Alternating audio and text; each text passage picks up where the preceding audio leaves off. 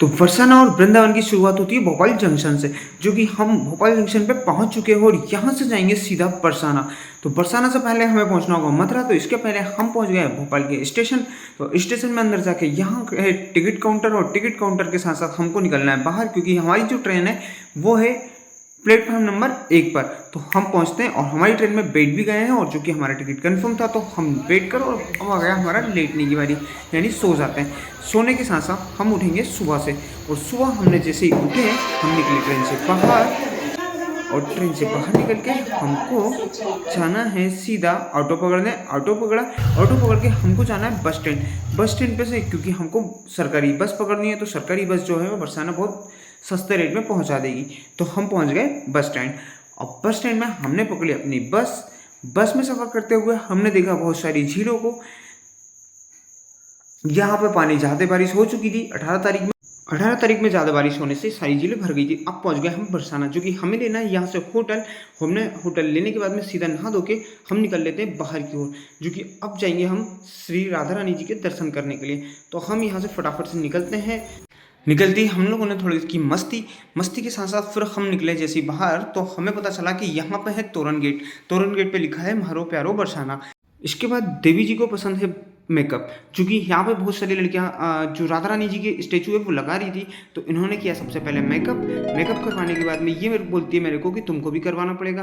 तो यहाँ पे ये लड़कियाँ इनको कंप्लीट करती है, इसी के बाद में मुझे भी मेकअप कर देती है। तो ठीक है, ये भी मैंने भी करवा लिया, और यहाँ पे मैं इनको देता हूँ पैसे 20 रुपये, और 20 रुपये देने के बाद में हम निकलते हैं सीधा परिक्रमा मार्ग पे। तो हमें बीच में मिल जाता है परिक्रमा मार्ग। यहाँ पे हमें मंदिर नहीं जाना है, पहले परिक्रमा पे जाना है। तो परिक्रमा करते हुए हमको जाना है गली गली से। तो सबसे पहले यहाँ पे देवी जी देख लेती है कि यहाँ से परिक्रमा मार्ग कौन सा है और कौन सा नहीं है। तो हमने देखा, और देखने के बाद में हम निकलते हैं पगडंडी, यानी इस कुंज गलियों में। अब कुंज गलियों में जाते जाते हमें कुछ खाने की चीज़ें मिलती है, पर हम खाते नहीं, क्योंकि हमें जाना है परिक्रमा मार्ग पे। अब जैसे ही हम जा रहे थे, तो रास्ते में हर जगह मिलता है हमें बोर्ड, जो कि लिखा हुआ था परिक्रमा मार्ग। तो इन सबको सफ़र करते करते हम पहुंच गए एक दो योद्धाओं के पास, जो कि बहुत मेहनती हैं और पहाड़ खींचकर ले जा रहे थे किसी गलियों में। तो इनको छोड़ते हैं। अब पहुंच जाते हैं हम सीधा सांकरी खोट पे, जहाँ भगवान श्री कृष्ण ने श्री राधा रानी जी की मटकियाँ फोड़ी थी, और छुप छुप कर पत्थरों से उनकी सखियों की भी मटकी फोड़ा करते थे।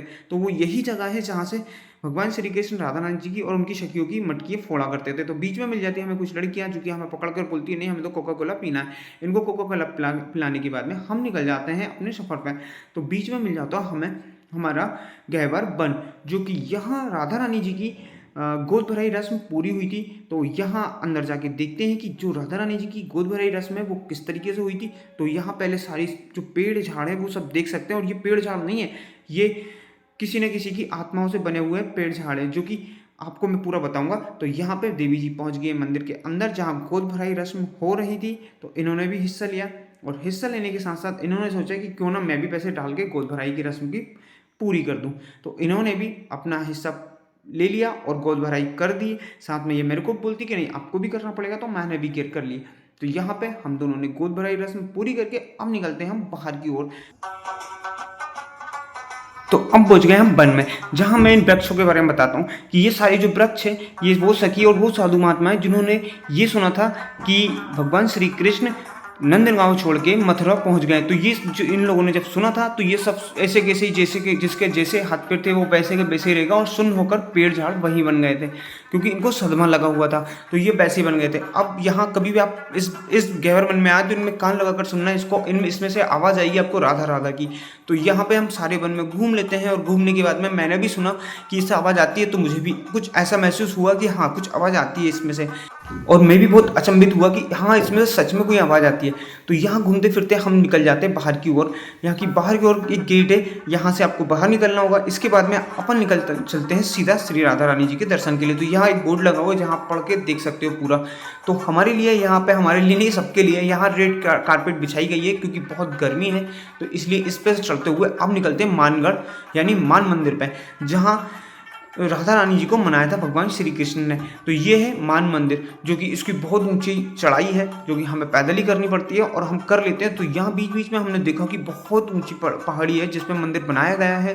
तो हम धीरे धीरे चढ़ जाते हैं। चढ़ने के बाद में आप देख सकते हैं कितना सुंदर ये मंदिर है, जो कि यहाँ लिखा है मान मंदिर। तो उसके पहले नीचे नीचे नीचे हमने देखा तो बहुत कुछ हमको देखने को मिला। फिर हम पहुँच गए मान मंदिर पर। अब यहाँ मान मंदिर पहुँच के हमने देखा कि यहाँ कुछ बीच में साधु महात्मा भी बैठे हुए थे, पर उसी के साथ साथ यहाँ बीच बीच में कुछ लोगो लगा था जिसमें पूरे मंदिर की कहानी थी। तो यहाँ भगवान श्री कृष्ण और राधा रानी जी की आपको एक प्रतिमा मिल जाएगी, एक नहीं दोनों की साथ में प्रतिमा मिल जाएगी। यहाँ आप कोई भी मान करके जाते हो तो वो आपकी पूर्ण होती है। ये राधा रानी और भगवान श्री कृष्ण का मंदिर साथ में है, तो यहाँ पे आप कोई भी मन्नत करना आपकी पूर्ण होगी। इसी के बीच हम इसी पहाड़ी से निकलते हुए हमने भी एक अपना 5 मंजिला मकान बना दिया है और यहाँ से हम निकल जाते हैं अब श्री राधा रानी जी के दर्शन के लिए, जो कि हमसे अब ज़्यादा दूर नहीं है, हम बस पहुँचने वाले हैं। इसी बीच में हमने अपना काम पूरा कर लिया है। तो अब यहाँ से मानगढ़ का काम खत्म हो जाता है, अब आ जाता है दानगढ़ का। तो यहाँ पे कुछ बंदर भी रास्ते में मिलते हैं, तो हम चलते हैं अब श्री राधा रानी जी के मंदिर के पहले हमें एक और मंदिर पड़ेगा, वो है दानगढ़। तो चलिए दानगढ़ की भी दर्शन करा देते हैं। अब दानगढ़ का क्या है ये तो अभी मुझे नहीं पता, मैं आगे जाके उसको देखूंगा और उसी के साथ साथ मैं आपको वहाँ की भी सारी कहानियाँ दिखाऊंगा। तो यहाँ कुछ इस तरीके से इसका बोर्ड लगा हुआ है जिसके लेफ्ट हैंड से आपको निकलना होगा और यहाँ से आप दंडवत परिक्रमा भी कर सकते हैं। तो हमको जो रोड मिला था हम उसी से आ गए मंदिर के आसपास, यानी पहले बाहर से परिक्रमा की, इसके बाद में हम जाएंगे सीधा अंदर की ओर। तो सबसे पहले आप मंदिर देख लो कि कितना मस्त तरीके से मंदिर बनाया गया और अब आ गए हम मंदिर के अंदर, जो कि मंदिर के अंदर देखने पर हमें बहुत मस्त और बहुत अच्छी तरीके से इसकी जो बनावट है वो लगी है। तो सबसे पहले हम मंदिर के दर्शन करेंगे, इसके बाद में हम भगवान जी को प्रणाम करके अंदर की ओर जाएंगे।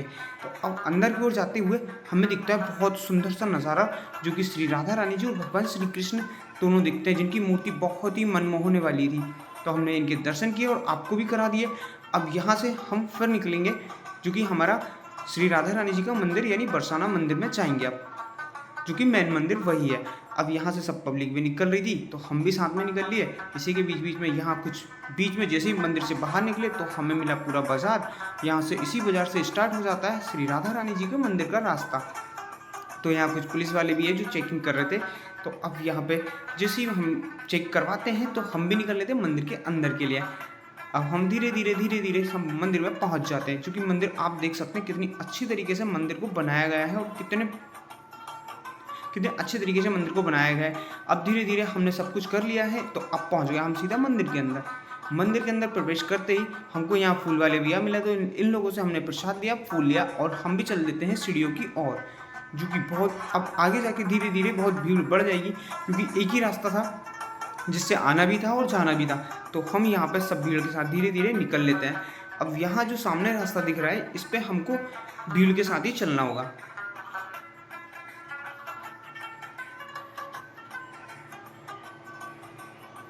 अब भीड़ देख सकते हैं आप कितनी है।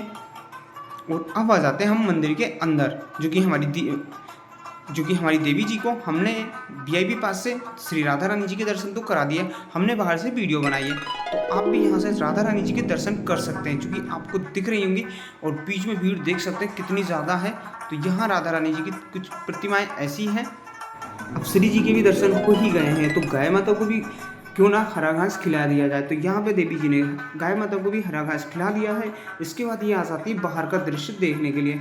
तो बाहर का दृश्य जो है वो जो कि हम चढ़ के आए थे, अब इसी रास्ते से हम वापस जाएंगे। तो मैं आपको दिखाऊं कि ये रास्ता है अब बाहर जाने का, जो कि बहुत ढलान भरा हुआ है। यहाँ से बहुत आराम से उतरना होगा, क्योंकि बाइक भी बहुत स्पीड से आती है, क्योंकि बाइकों को भी चढ़ाना पड़ता है। तो हम यहाँ से उतरते हैं और अब यहाँ से जाएंगे सीधा हम नंदगांव।